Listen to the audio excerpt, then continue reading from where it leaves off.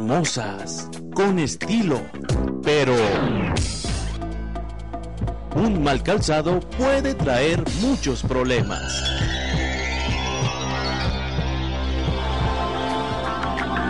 En Calzado Rómulo no solo somos estrategas en moda, buscamos salud, su comodidad. Sus pies se lo agradecerán. Así que vive con estilo, con salud, con Calzado Rómulo.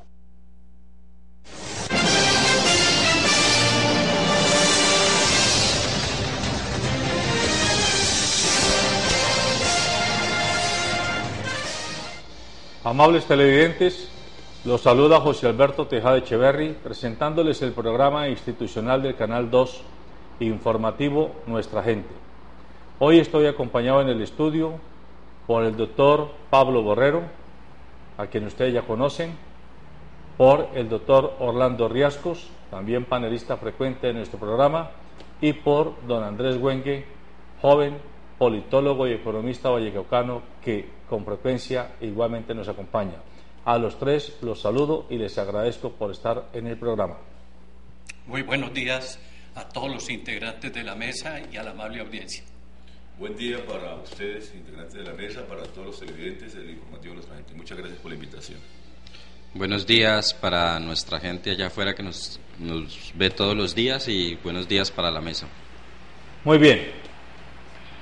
Ayer, terminando el programa, pocos minutos antes de las 8 de la mañana, la noticia que circulaba era que las FARC acababan de anunciar cese unilateral de fuego a partir del próximo 20 de julio. Esta medida se tomó por amplios sectores de la opinión pública como una manifestación de buena voluntad por una parte y como un salvavidas al proceso y concretamente al presidente Juan Manuel Santos por parte de otro grueso de la población.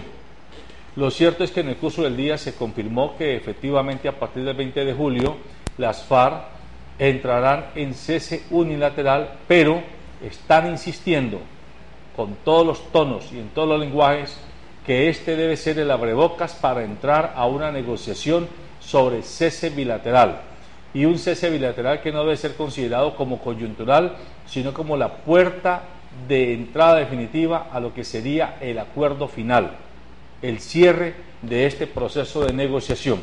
Este es el primer tema que quiero poner sobre la mesa. Después voy a pedirles que abramos la página sobre la carta abierta que Angelino Garzón publicó también en el día de ayer y que ha tenido amplia difusión sobre sus reclamos, sus quejas y el anuncio de demanda al abogado Ramiro Bejarano, bugueño como él, y los comentarios que le ripostó a León Valencia, exmilitante del ELN, quien lo ha tratado de sinvergüenza por los acuerdos que ha hecho en los últimos días con el partido de la U y con dirigentes como Roy Barreras y Dilian Francisca Toro. Y si el tiempo nos lo permite, mencionar que hay dos candidatos más para la contienda de Cali. Roberto Ortiz, quien ya es un hecho, está confirmado que es o será el candidato oficial por el Partido Liberal, y Michel Maya, que el día antier ya se anunció oficialmente que será el candidato de la Alianza Verde para la ciudad de Cali. Estos son los temas que pongo sobre la mesa y quiero comenzar con el del cese unilateral. No sé si tengo la nota de Pacífico Noticias. Bueno, entonces en un momento vamos a mostrar la nota que el noticiero Pacífico Noticias, que todos los días se emite por este canal a la 1 de la tarde, preparó sobre el tema. Mientras tanto, los comentarios de nuestros panelistas. Doctor Pablo Borrero. Gracias, muy amable. Bueno, para algunas personas, inclusive en medios de comunicación, pues la decisión de la FARC de acordar, o mejor dicho, de decretar un cese unilateral del juego a partir del 20 de julio, pues es un acto de sensatez. Para otros constituye la antesala al cese bilateral y definitivo del juego. Y para otros, pues, es la cesación de la violencia, pues, que durante más de 50 años ha embargado, pues, a todo el país y a los colombianos. Particularmente yo soy escéptico relativo en cuanto a que cese la violencia pues a partir del 20 de julio.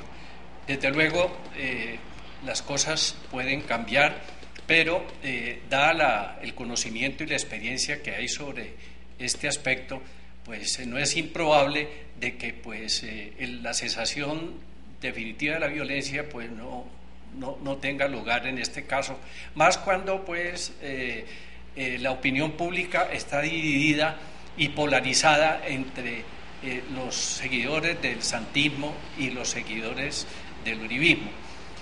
Ya el expresidente y hoy senador Uribe ha salido pues a criticar y a decir pues que esa es una maniobra de las FARC y que pues no hay que creerle y que por consiguiente pues no va a cesar la violencia por parte de la insurgencia. Como decía, a mí me parece pues de que aunque las condiciones pueden cambiar y eso va a depender un poco de la voluntad política de ambas partes, yo sigo siendo un poco escéptico relativo, pues existen unas condiciones y unas circunstancias que le permiten llegar a la conclusión de que pues este proceso va a durar un poco más y que la violencia no va a cesar con el cese unilateral del juego por cuenta de las FARC. Orlando, el doctor Borrero se declara escéptico con respecto a la cesación del fuego y ayer mismo el procurador, él, de motu propio, le puso límite de fecha al proceso. Dijo que si el proceso no estaba finiquitado al 31 de diciembre de este año, no tendría razón de continuar. Bueno, lo que hay es escepticismo en el país frente a los diálogos de paz. Yo creo que las encuestas demuestran eso, inclusive la baja popularidad del presidente de la República y de las FARC, pues ni se diga. Yo creo que no hay que encasillar el debate. Si se defiende la paz, entonces es santista o es de la FARC, y si se está en contra del proceso o es uribista o está por la teoría del procurador. Yo creo que es que el diálogo nacional debe ser un tema del país, un tema de todos los colombianos, es el tema de la paz. Ya lo ha dicho aquí el doctor Borrero, llevamos más de 50 años en la violencia en este país y eso es lo que hay que acabar, la violencia política, porque hay que diferenciar, o sea, lo que agencia la guerrilla es la delincuencia política, obviamente en la guerra asociado con otros actores del conflicto. Se trata de acabar la violencia, por eso una tregua unilateral, a pesar del escepticismo, a pesar de la incredulidad, pues es una buena noticia. Yo también estoy de acuerdo, y ya lo he dicho mucha parte de la sociedad colombiana, hay que tratar de buscarle un término final a esos acuerdos. No se puede estar dialogando per se, pero también hay que entender que están sentados en las partes dialogando entre iguales, o sea, ese es un compromiso, digamos, un acuerdo entre la guerrilla de la FARC y el gobierno nacional, y la guerrilla de la FARC no se va a levantar de la mesa diciéndole que es que los vamos a condenar, van a ir a la cárcel y no hay ninguna medida, digamos, que represente un cambio en el país después de más de 50 años de lucha de la guerrilla por cambios que ellos han promovido. Entonces hay que centrarse en eso y hay que promover ese diálogo, hay que apoyar el diálogo. Yo estoy de acuerdo con que cese ese conflicto, que cese esa guerra, que la guerrilla de la FARC dejen las armas y que aquí logremos en el país la tranquilidad política, por lo menos, porque yo estoy de acuerdo, o sea, la delincuencia y la inseguridad va a continuar y ese será otro Estado que tendrá que defender las fuerzas militares, tendrá que defender el gobierno nacional. Por ahora es una buena noticia y como tal hay que mirarlo, pero con escepticismo, porque no hay credibilidad en las partes. Esperemos que los hechos sean de paz y no de violencia como están presentando actualmente. Bueno, Andrés, a algunos sectores de opinión, yo me incluyo dentro de los colombianos que opina lo que quiero decir, plantean que no está bien que Humberto de la Calle hubiera hecho las declaraciones que hizo al periodista Juan Gozaín por fuera de la mesa de negociación, porque eso es como mandarle mensajes a Bolívar con Santander, y si están sentados en la mesa de negociación en Habana, unos y otros, ¿por qué no discuten allí sobre la mesa las diferencias y no tener que recurrir a un periodista reconocido como Juan Gozaín para circular por los medios razones y de alguna forma como alertas, amenazas a las FARC de que si no se procede de una manera, esto posiblemente va a parar entrando en una trampa, porque si las FARC no le cogen la caña, esto puede terminar muy mal. ¿Usted qué opina al respecto? Pues sí, eso son estrategias de diálogos, estrategias de presión De todas maneras, que cabe resaltar que en la mesa se sientan dos poderes a negociar, dos poderes que tienen sus propios intereses cada uno, indiferentemente de los intereses que se sean, pero esos procesos son bastante tediosos. Es decir, cuando no hay una convicción pura, innata, de una sociedad mejor, de una sociedad en otra proyección, es muy difícil llegar a ciertos acuerdos. Cuando uno está buscando el beneficio particular, ¿sí?, en caso tal la guerrilla, como el mismo gobierno que está negociando, pues no están negociando un proyecto de país, están negociando son proyectos específicos, ¿sí? Pues para mí siempre ha sido claro que detrás de las negociaciones pues están otros intereses ocultos, que son los intereses económicos, ¿sí? Hoy en día el gran interés de ingresar en nuestros territorios donde no han podido ingresar los inversionistas, pues es detrás de la minería, es detrás de esos poderes, esas riquezas que tenemos allí.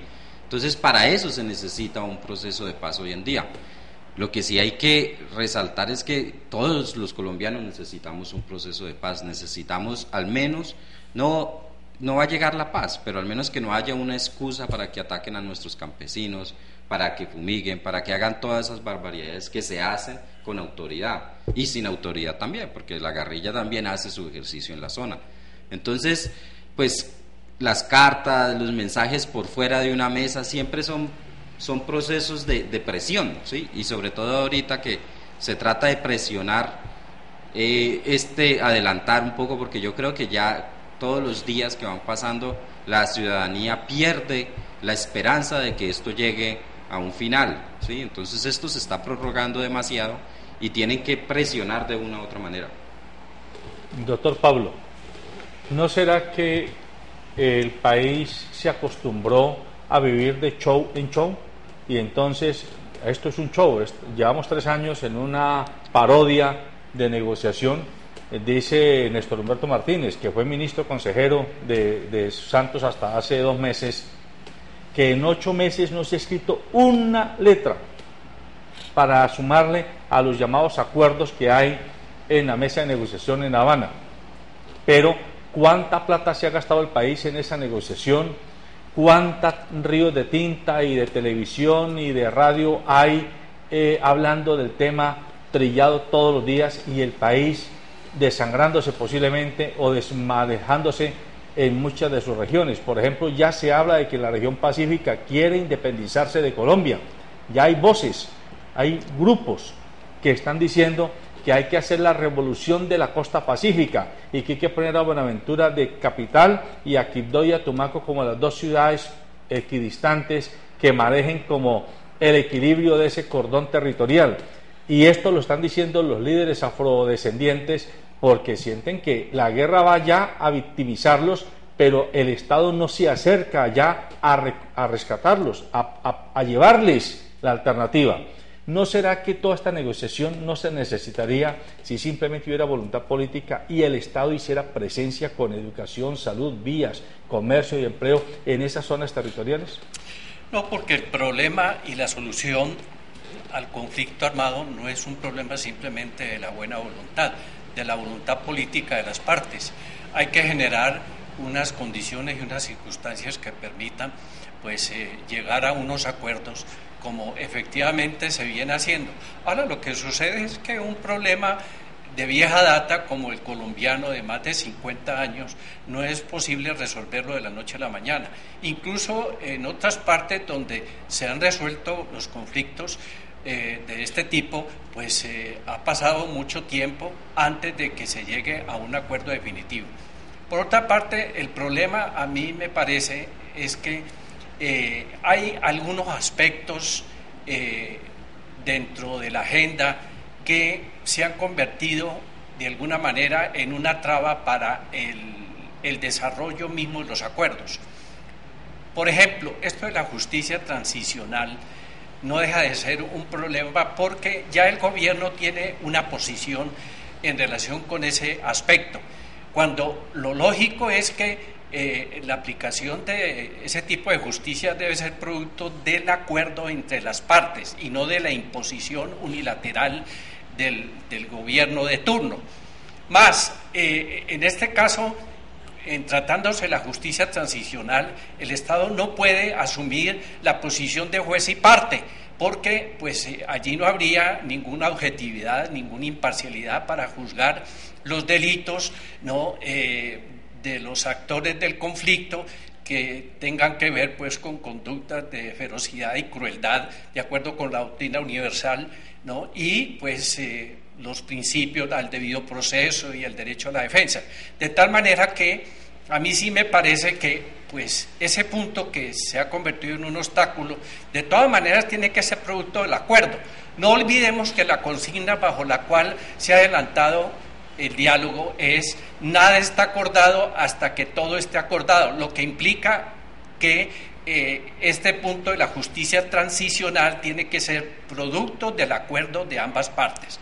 Por otra parte, en cuanto al cese bilateral del juego, igualmente no puede ser la imposición del gobierno que está diciendo que puede haber cese bilateral del juego antes de firmar los acuerdos, siempre y cuando pues la insurgencia se concentre en un determinado lugar del territorio y posiblemente pues deje las armas, en fin. Bueno, esa es una condición impuesta por el gobierno, pero no es el producto del acuerdo entre la insurgencia y el gobierno. Aquí se está violando ese principio fundamental de que, pues, como decía, nada está acordado hasta que todo está acordado, lo que implica, pues, de que las partes se pongan de común acuerdo y acepten los puntos de la agenda y de la negociación. Orlando. A mí me llama poderosamente la atención que en noviembre pasado, cuando las FARC retuvieron al general Alzate en el Chocó, en una operación nada clara hasta hoy, el país entero se volcó y el presidente Santos inmediatamente salió a los medios y el ministro de Defensa, etcétera. Ayer la noticia que circuló es que un oficial, que creo que es subteniente, Efraín Moscoso, si no estoy mal es el nombre, fue secuestrado por la guerrilla, el Frente 32 ya admitió que lo tiene en su poder y que lo tiene como prisionero de guerra, pero hasta esta mañana ni el presidente Santos, ni Luis Carlos Villegas, ministro de Defensa, ni el general comandante del ejército, ninguna autoridad gubernamental ha dicho esta boca es mía con respecto a este militar. Aquí yo no quiero asusar odios, pero sí quiero hacer preguntas incómodas. ¿Tendría que ser general para poder que se le pare bolas desde el alto gobierno? ¿Un suboficial no lo puede ser? Indudablemente eso tiene grados, ¿no? Yo creo que, como usted lo dice, cuando se toca con el generalato, con la cúpula, pues la reacción es inmediata, pero cuando se toca con la base, con los de abajo, pues indudablemente no hay esa solidaridad ni de los medios ni del gobierno nacional. Pero yo creo que usted decía algo ahora en la reflexión, es que esto se ha regado mucha tinta, se ha hablado mucho, y yo creo que es hora de empezar a colocar algunos términos. Yo creo que en ese referente hay varias opiniones a nivel nacional, y no puede ser el diálogo per se. Yo estoy de acuerdo, están sentados sobre la mesa, digamos, los actores fundamentales del conflicto, la guerrilla de la FARC, el gobierno nacional, y han generado algunos documentos, pero esos documentos se han paralizado y nos hemos quedado más en los hechos de la guerra. O sea, para el gobierno nacional, digamos, fue gravísimo, para la opinión pública también y para los colombianos, la muerte de los soldados que ocurrió en el Cauca, pero igualmente para la guerrilla fue muy grave el bombardeo que se hizo contra sus militantes cerca de Guapi. Entonces, esos dos hechos han operado más sobre el proceso de paz porque cada cual ha tratado de demostrar que no son débiles. O sea, el gobierno nacional, el señor Santos, presidente de la República, ha tratado de demostrar de que no están perdiendo la guerra, que no hay debilidad, que él es el jefe de las Fuerzas Armadas. Igualmente la guerrilla de la FARC está tratando de demostrar de que no están derrotados. Entonces, si estamos en eso, en la táctica militar, que no me derrotan, que yo no soy débil, entonces nos vamos a quedar en eso. Se trata de los diálogos, hay unos acuerdos, hay unos mecanismos, hay una temática, hay que avanzar con ello y hay que buscar que efectivamente se logren esos acuerdos. Es que lo que Colombia quiere es la paz. Por lo menos lo que Colombia quiere es la culminación de esa guerra de tantos años. Yo creo que las FARC están metidos en ese proceso porque también lo quieren, porque quieren convertirse en partido político, pero no quieren salir para la cárcel, por supuesto. Entonces los mecanismos de justicia transicional hay que acordarlos en la mesa. Yo estoy de acuerdo con ello, no puede decir que simplemente sea una de las partes. Igualmente, todos los 5 puntos hay que tratarlos, pero la opinión pública cada día presiona más porque no se avanza, porque ve muy confuso el proceso, porque ve que la guerrilla de la FARC lo único que hace, digamos, ayer lo hacía en el recuento, creo que 85 operativos militares o político-militares de atentados a los oleoductos, de atentados al medio ambiente, de policías, de soldados muertos, después de que declaró la cancelación de la tregua unilateral. Y entonces la noticia hoy es que nuevamente va a haber una tregua unilateral, pero entonces estamos avanzando simplemente en el tema temático, en el tema militar. ¿Y dónde están los acuerdos políticos? ¿Dónde se avanza? Yo creo que el doctor de la Calle debe tratar ese tema en la mesa, no en los medios de comunicación. Pero parece que a muchos colombianos no nos interesara este proceso, porque eso es lo que muestran las encuestas, que no estamos de acuerdo con que se le entregue a la guerrilla de la FARC nada, con que ellos participen de la vida política, hay que meterlos a la cárcel. Es que ese discurso hoy es el que está ganando, digamos, la opinión. O sea, la gente hoy lo que quiere es la guerra, que a la guerrilla de la FARC la aniquilen y no que acuerden la desmovilización o la acción de las armas en la mesa sobre la base de unos acuerdos políticos. Entonces, está primando eso, y eso es por el tiempo, porque se desgasta la opinión pública, porque la gente ya no quiere saber más del proceso de paz, porque somos mediáticos. Entonces yo sí creo que hay que empezar a ponerle un término a los acuerdos. Eso va a incidir mucho en el tema electoral ahora en las regiones. Va a incidir mucho porque va a seguir el mismo tema, la violencia en las regiones, y lo que queremos los colombianos de alguna manera, que cese la violencia política. En línea con esa reflexión que usted está haciendo, el periodista Rodrigo Gómez de CNC Tumaco ha hecho una reflexión que está en YouTube. Usted la puede buscar en YouTube. Vamos a tratar de que me la muestren aquí ahora en pantalla, donde él muestra cómo desde 1968 la bahía de Tumaco ha sido contaminada no precisamente por actos terroristas de los guerrilleros, y con esto él no está justificando que a la guerrilla haya que tolerarle este tipo de desmanes, pero sí está demostrando cómo hay interés de parte en los medios de comunicación y en la mal llamada clase dirigente, que hace un escándalo porque la guerrilla contamina la bahía, pero no nos cuentan que hay inclusive barcos cisternas hundidos en la bahía de Tumaco esperando que su coraza se rompa para que salgan de ahí 5.000 o 10.000 barriles de petróleo que harán estragos aún mayores. Pero muestra con datos históricos cómo ha habido como mínimo 4 contaminaciones gravísimas en los últimos 50 años, no precisamente por la guerra, sino por negocios y por empresas que han entrado allí a esa bahía a explorar petróleo sin ningún tipo de cuidado tecnológico y seguridad para el ecosistema, donde ha habido rasgamiento de vestiduras por parte de los que hoy dicen que las FARC están contaminando el medio ambiente y que pobrecitos los colombianos. Yo admito que las FARC la embarraron y que esto no se les puede tolerar, pero que no se nos diga y no nos crean tan tontos a los colombianos, que no se ofenda la inteligencia colectiva haciéndonos creer que los únicos que le hacen daño al medio ambiente son los guerrilleros de las FARC, cuando estamos cansos de ver cómo multinacionales han venido cavando la sepultura de nuestro futuro común en muchas partes del territorio nacional. Andrés. Efectivamente, y no solamente eso, si ustedes ven aquí en el valle tenemos el gran problema con los cañicultores, ¿sí? Desvían ríos, hacen cosas que no hay ningún Estado detrás para proteger el bien común. Hoy en día el tema es el agua, ¿sí? Y ellos están haciendo lo que les da la gana. Entonces siempre se ve eso, o sea, estamos en un país donde se benefician unos pocos a costillas del futuro de los demás. Entonces esas son las reflexiones que debemos llamar al ciudadano. Es decir, necesitamos paz en este país, ¿sí? Pero necesitamos realmente un Estado que proteja el bien común, ¿sí? Siempre he llamado la atención, y siempre con amigos que están haciendo el ejercicio político, les digo, muchachos, ustedes tienen que pensar en las problemáticas de fondo, ¿sí? Porque hay algunas personas que hacen política y piensan que el tema económico no tiene nada que ver con la política, y sí tiene que ver mucho con la política, ¿sí? La visión política de un país está dada en su visión económica. Si tenemos un modelo económico donde se protegen exclusivamente los que tienen o están detrás del poder, ¿sí? Que los acuerdos que se generan en el Estado siempre van beneficiándolos a ellos, pues no vamos a transformar esta sociedad, no vamos a llegar a acuerdos. La guerrilla puede sentarse allí a seguir dialogando, pero acuerdos significativos no se van a dar. Entonces, pues mira, hay algo así como tan paradójico.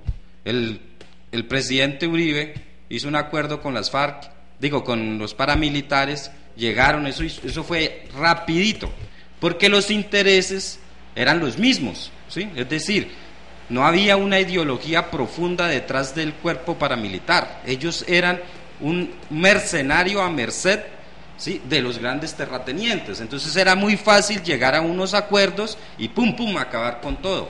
Hoy en día, el trasfondo, hay algunos elementos ideológicos de una visión económica diferente, y por ello es muy difícil llegar a ciertos acuerdos, y eso es lo que hay que entender de lo que se está dando en Colombia en un proyecto de relaciones, en un proyecto de acercamiento con los movimientos guerrilleros.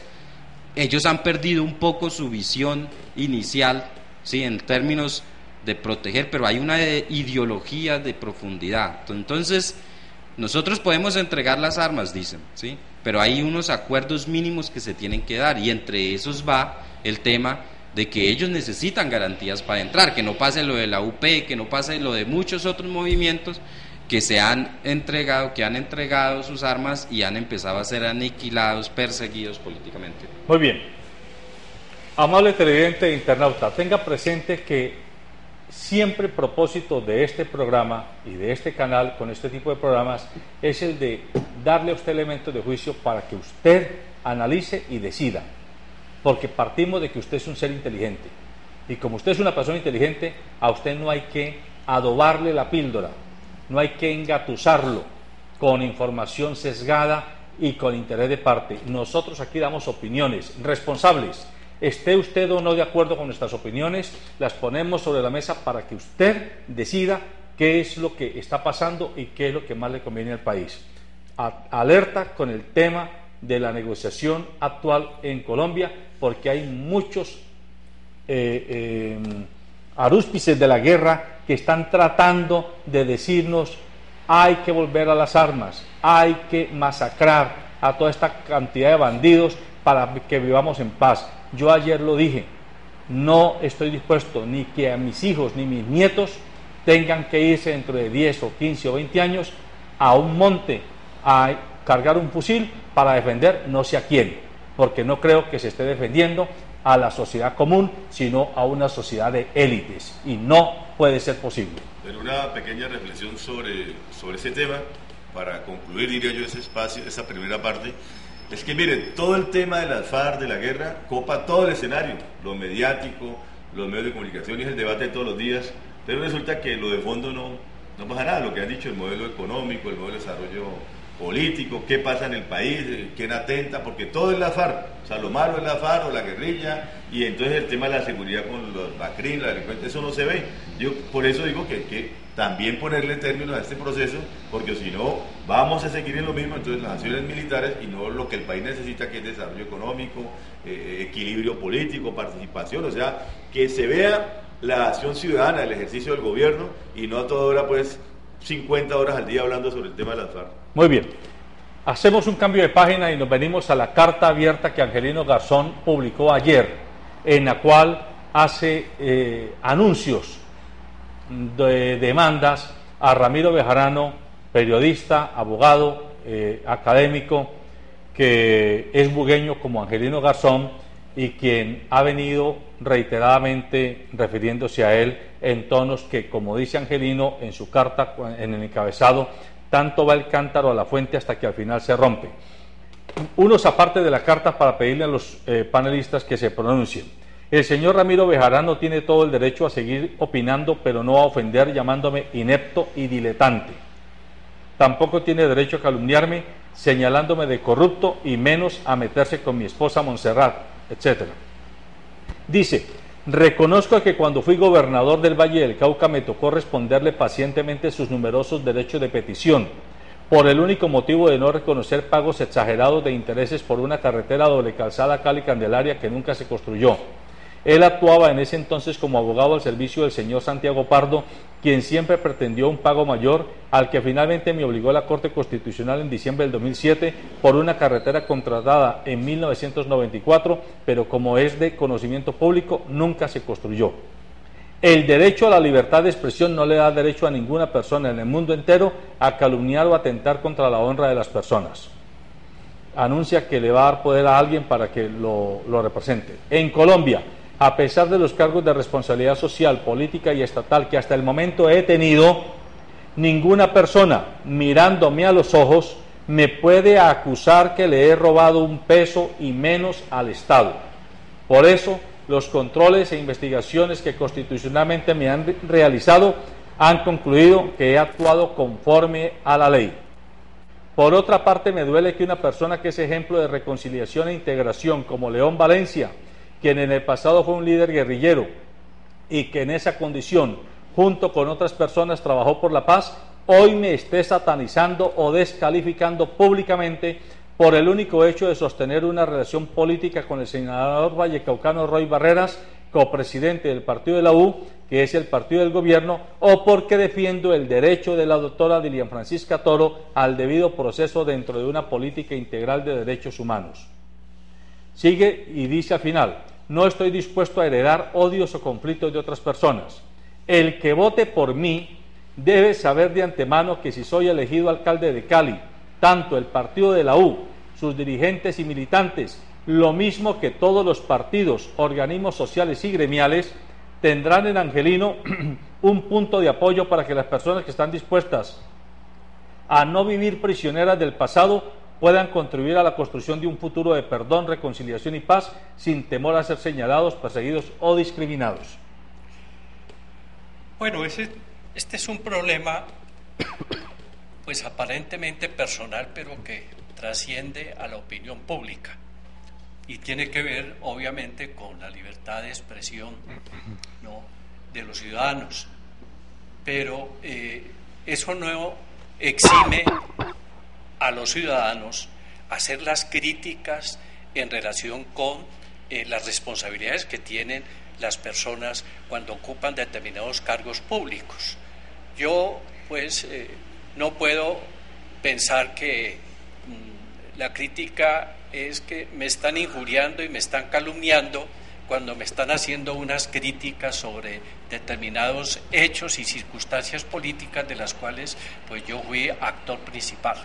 A mí me parece que con eso también se está limitando la libertad de expresión, ¿no?, y la libertad de crítica que debe existir en este país y que lamentablemente pues es coartada sobre pretexto de que se está injuriando o se está calumniando.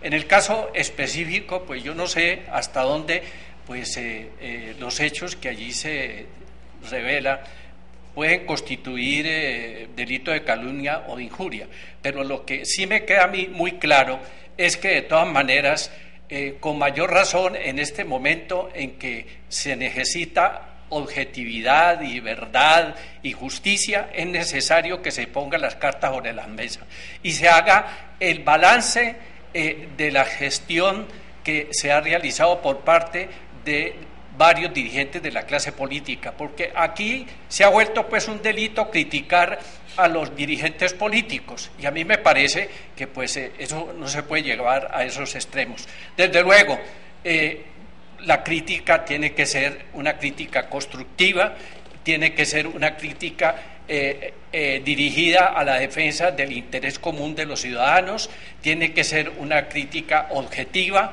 no puede ser una crítica basada en improperios, porque pues esto también atenta contra la dignidad humana.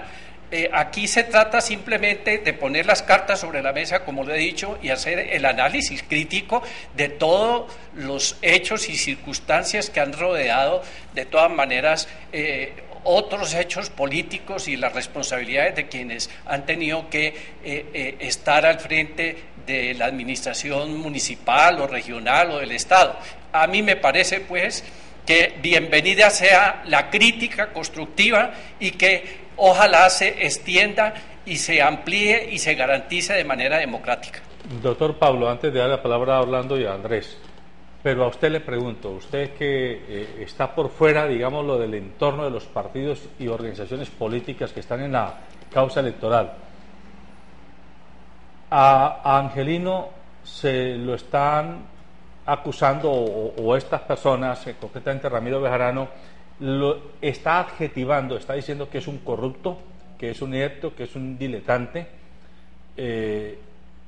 Entonces la pregunta yo le hago a usted, como ciudadano y como abogado experto en todos estos temas de gestión pública, ¿usted considera que lo que ha hecho Angelino de aceptar ser arropado por el partido de la U, por Roy Barreras, por Dilia Francisca Toro, es consistente y está bien, o es en el fondo lo que está dándole causa común a los detractores de su apuesta política electoral y quienes hoy están sindicándolo de que se está prestando para lavarle la cara a personas que se consideran mal vistas en la política? Bueno, yo no quiero entrar en pormenores sobre la disputa que hay entre el doctor Bejarano y Angelino, pero claro está que en esto hay mucha tela de donde cortar. Claro, la utilización de improperios lo que hace es convertir una crítica constructiva en un problema personal, y hasta allá no se puede llegar porque se desvirtúa la naturaleza misma de la crítica constructiva. La crítica hay que hacerla con altura, desde luego, pero mire, quienes conocemos a Angelino Garzón sabemos de su trayectoria política. Yo conocí, por ejemplo, a Angelino Garzón cuando Angelino era miembro del Partido Comunista, o por lo menos era muy cercano al Partido Comunista, y después estuve en el M19 y después estuvo sirviendo los intereses del Partido Conservador y del Partido Liberal y de la U, es decir, en lo que en el argot político se considera como un tránsfuga de la política.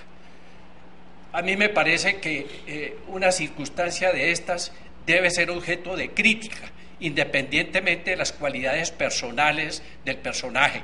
Yo no demerito en ningún momento su capacidad, su conocimiento y su experiencia en el tratamiento de los problemas políticos, pero desde luego lo otro sí es absolutamente criticable. Estamos frente a un personaje que ha estado en diversos partidos políticos, que no tiene ninguna ideología en este momento, que lo único que lo anima a ser candidato de Cali o de Bogotá o lo que sea ahora de la ciudad de Cali es su afán y su interés particular. A mí me parece que esto hay que tenerlo en cuenta al momento de que los ciudadanos vayan a depositar su voto, porque aquí de lo que se trata sencillamente es que los ciudadanos tengan candidatos que representen y defienden los intereses comunes de la población y no intereses particulares. Orlando, usted es muy cercano a la campaña del doctor Angelino Garzón. No, a la campaña no, a Angelino. Y a Angelino, sí. No, yo no hago parte de la campaña ni puedo hacer política porque soy funcionario público. Ah, bueno, sí, entonces con esa precisión, usted no es parte de la campaña, no, pero usted es amigo personal, sí, cercano, muy cercano a Angelino, y además lo ha acompañado, sí, en otros cargos, en otros momentos, en cargos de gobierno, tanto a nivel departamental como a nivel nacional. ¿Cuál es su lectura, su posición frente a todos estos hechos que se han presentado? No, me parece bien que en Colombia tenemos que opinar y que eso, digamos, no se judicialice. Yo creo que aquí en Colombia tenemos que aprender, digamos, a respetar la diferencia, que es lo que no se respeta en ese país. Pero por ese hecho no se puede llegar a la calumnia, ni se puede llegar a decir cosas que no corresponden a la realidad. Es que nadie en ese país puede probar que Angelino Garzón es corrupto. No hay ninguna sanción de la Procuraduría, no podría estar haciendo política, además, poder candidato si estuviera sancionado por actos de corrupción. El hecho de defender los intereses del Valle del Cauca, la carretera Cali-Candelaria, no da merced a que la contraparte, que es el señor Bejarano, porque era la contraparte el que defendía a los abogados al sector privado, por ese hecho de lo quiera calumniar. Entonces yo creo que ahí es donde aparece el tema jurídico. Yo estoy de acuerdo con el doctor Borrero en esa primera parte, que efectivamente no se judicializa el tema y que se pueda expresar, pero cuando ya se llega a decir que es corrupto, inepto y además se mete con la esposa en otra cosa, pues no queda sino ese tipo de cosas que lo dirima un juzgado, porque ¿quién va a decir entonces que Angelino es corrupto? Entonces queda en el ambiente que Angelino es corrupto si no se defiende, porque entonces está aceptando efectivamente lo que está diciendo el otro señor. El tema con León Valencia sí es un tema, digamos, de opinión política, que él puede decir lo que le parezca, pero entonces decimos, es que Angelino hoy es del partido de la U y no decimos nada de Santos, porque el presidente de la República está avalado por el partido de la U, es el partido de gobierno, entonces ahí involucramos solamente a Angelino y entonces ¿dónde está la responsabilidad de decirle a los colombianos? Yo no estoy de acuerdo con el doctor Borrero cuando dice que el doctor Angelino era de la Unión Patriótica y luego de la M19 y luego del Partido Conservador. Yo sí creo que históricamente se sabe que Angelino militó en la Unión Patriótica, en el Partido Comunista, aquí lo he dicho, y luego en la Alianza Democrática M19, en un proceso de paz que se hizo, y fue constituyente de esa expresión política, e hizo la Constitución del 91 con otras personas, pero nunca que yo sepa ha pertenecido al Partido Conservador, ni ha pertenecido al partido del presidente Uribe. En ese tiempo fue vicepresidente de la República a nombre de la U, y como él lo dijo, nunca le preguntaron, sino simplemente se inscribió porque era un aval de un partido. Y yo no creo, doctor Borrero, que el doctor Angelino Garzón aquí se por intereses particulares. Yo no creo que él quiera hacer negocio en la política, ni quiera enriquecerse. Yo creo que Angelino Garzón ha prestado un servicio al país de sus diferentes cargos y lo quiere prestar hoy para Cali. Igual como los otros candidatos. Yo no podía decir pues que los señores demás candidatos están por intereses particulares, que eso es lo malo. Yo no creo que Angelino quiera ir al Estado a robárselo. No se lo ha robado, al contrario, ha sido transparente en su ejercicio político. Ha defendido otras posturas democráticas, independientes en ese país. Las ha defendido y por eso lo acusan de muchas cosas. Defendió el patrimonio público en la carretera Cali-Candelaria y por eso lo quieren condenar. Y ha defendido aquí a las comunidades étnicas, a la comunidad LGTBI, a los niños y a las niñas. Ha defendido un ejercicio de lo político-social. Es diferente. Ahora, que haya militado en otros partidos, eso no le da pie a decir a nadie que es sinvergüenza o que tiene intereses particulares. Yo no creo eso. Y yo respeto, por supuesto, la opinión del doctor Borrero y, por supuesto, los caleños, los colombianos tendrán decisión de votar por uno o por otro, porque esa es su decisión. Pero no se puede decir en actitud política que ha sido tránsfuga o que porque están de diversos partidos. Que mire, los colombianos militan en todos los partidos políticos, porque cada que hay un ejercicio político votan por el uno o por el otro. Si hay algo que la estadística nos demuestra es que la mayoría de la gente no pertenece a los partidos políticos. La mayoría de la gente, el 1 o el 2% es del Polo, o el otro de la Alianza Verde, o el otro del partido, la U, o el Partido Liberal, el Partido Conservador. La gente no milita en los partidos, la gente milita en las ideas, en los seres humanos, las personas. Entonces la gente también va evolucionando y va cambiando, y eso tiene todo el derecho a hacerlo. Me parece que esa es una expresión que él puede ser o no ser. Bueno, ya que además los dirigentes más connotados nos han dado un muy grave mal ejemplo de cómo no respetar los partidos de los que vienen. El expresidente Uribe fue un dirigente liberal a secas durante muchos años, y cuando llegó al gobierno él fue el que promovió que se creara el llamado partido de la U, porque esa U no se la inventó el Espíritu Santo, se la inventó Álvaro Uribe y sus áulicos de oficio en sus dos gobiernos. Lo que pasa es que después quedó arropado como un nuevo partido, pero eso no es más que un remedio de partidito. Sin embargo, esa no es la discusión. Yo le quiero pedir a usted, don Andrés, aprovechando este tema, que reflexione sobre lo siguiente. Hay quienes dicen, ahora pues que Angelino ya se ha rebotado, como se dice, dicen los muchachos, y sacó esta carta, hay quienes dicen que también el problema es que en Cali, las clases dirigentes de Cali, unidas con el Partido Liberal, ojo, se han propuesto poner a pelear por votos a Angelino y a Roberto Ortiz, para dejarle el camino abierto a un tercer candidato, que sería el candidato del establecimiento, que tiene nombre propio, que es don Maurice Arbitage. ¿Usted qué opina sobre esa lectura que algunos sectores de opinión están haciendo? Pues es bastante interesante y pues mirando la profundidad de ello, pues puede ser viable, ¿no? Tenemos que entender que el hecho de haber avalado a Roberto Ortiz, pues detrás de todo hay una estrategia, ¿sí? Y mirando el panorama político y entendiendo que en Colombia no hay partidos políticos, es decir, como decía ahorita Orlando, Este país está guiado por caudillos y por eso la gente no tiene un sentido de pertenencia ante un partido. Yo creo que están tratando de recuperar un poco el sentido del Partido Liberal, ¿sí? He visto que se está manejando mucho el tema hacia ir fortaleciendo, volver a hacer del Partido Liberal una fuerza de poder en el país, porque lo ha perdido.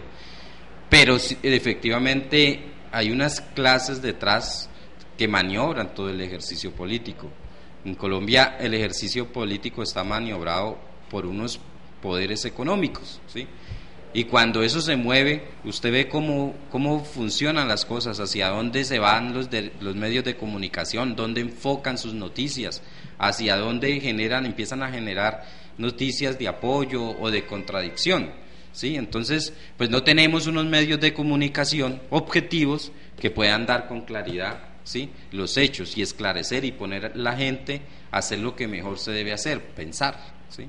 Entonces, buscamos liderar la opinión pública a través de lo que es la forma de liderar, los sentimientos, dolor, pena, ¿sí? De todas estas maneras hacemos de nuestro propio pueblo colombiano un ejercicio de poder. Bueno, pero usted no me ha contestado la pregunta que a ellos sí se refirieron. Sí. Angelino está, ya dije, rebotado, como dicen los muchachos.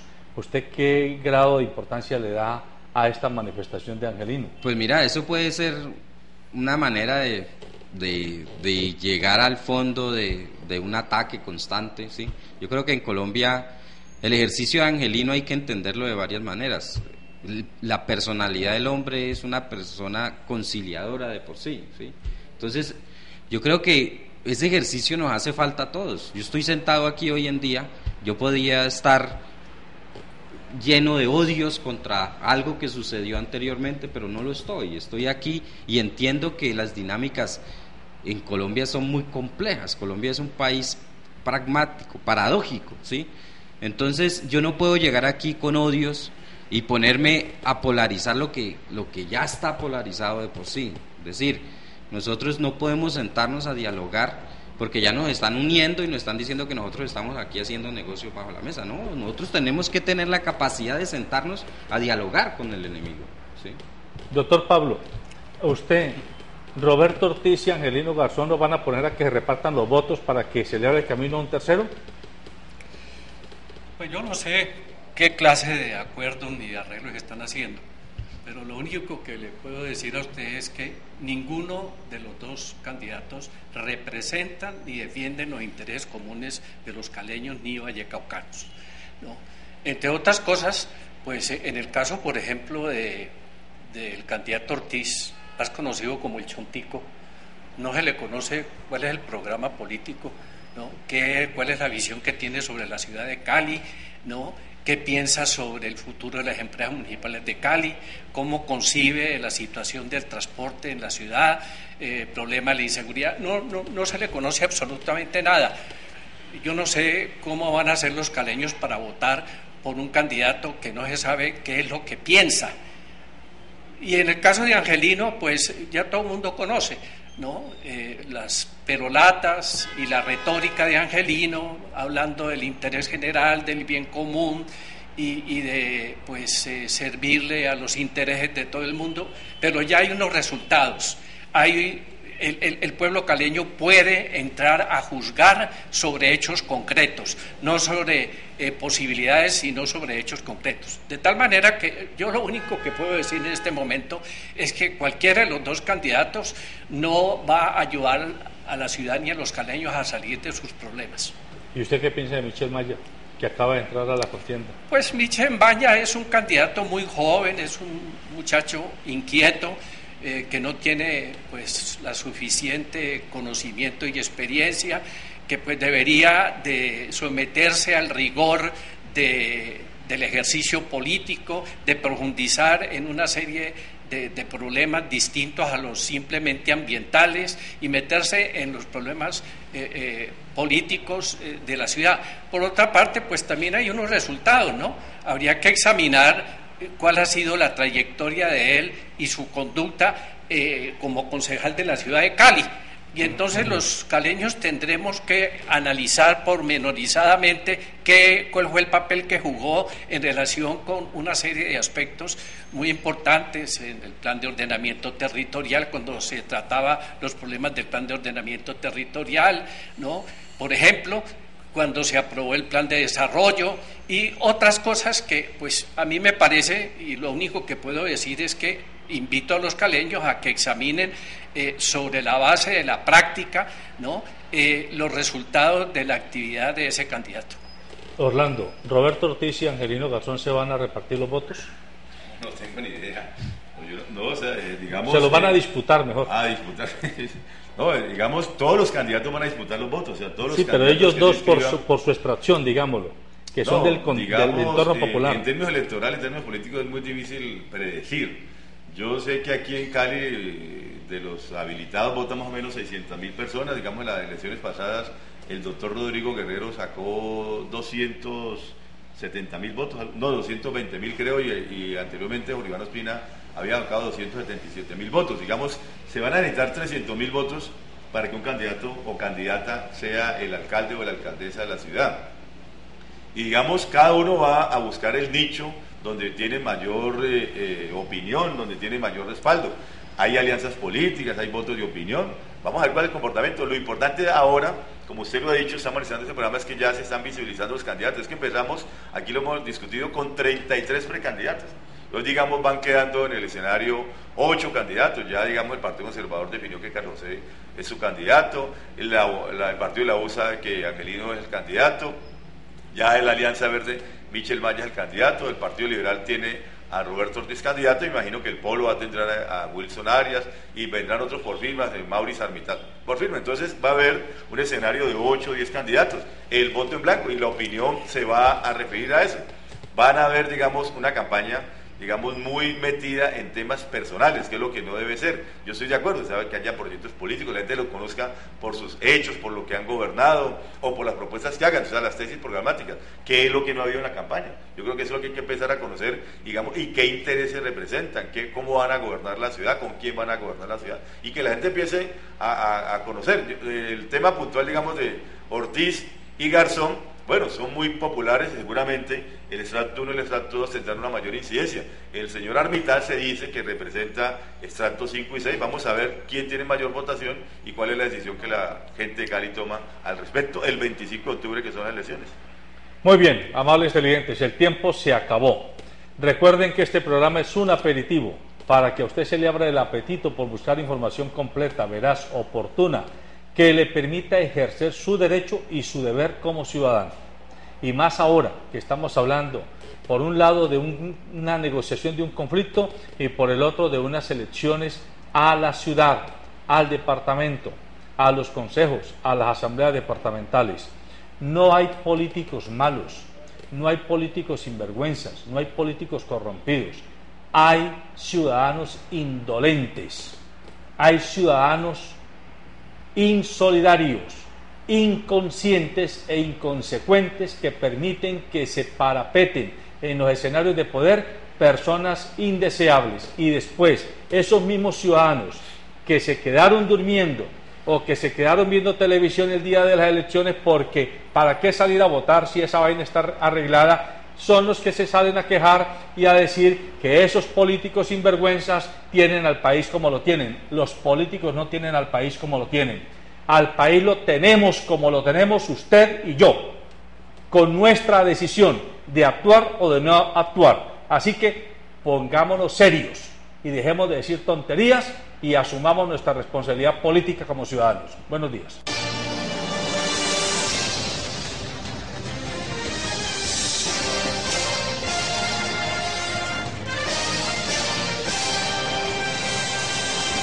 Calzado Rómulo, una familia avanzando hacia el futuro. Calzado Rómulo es la respuesta a tus necesidades y tiene el zapato más cómodo para tus pies, con una gran variedad de líneas para cada ocasión.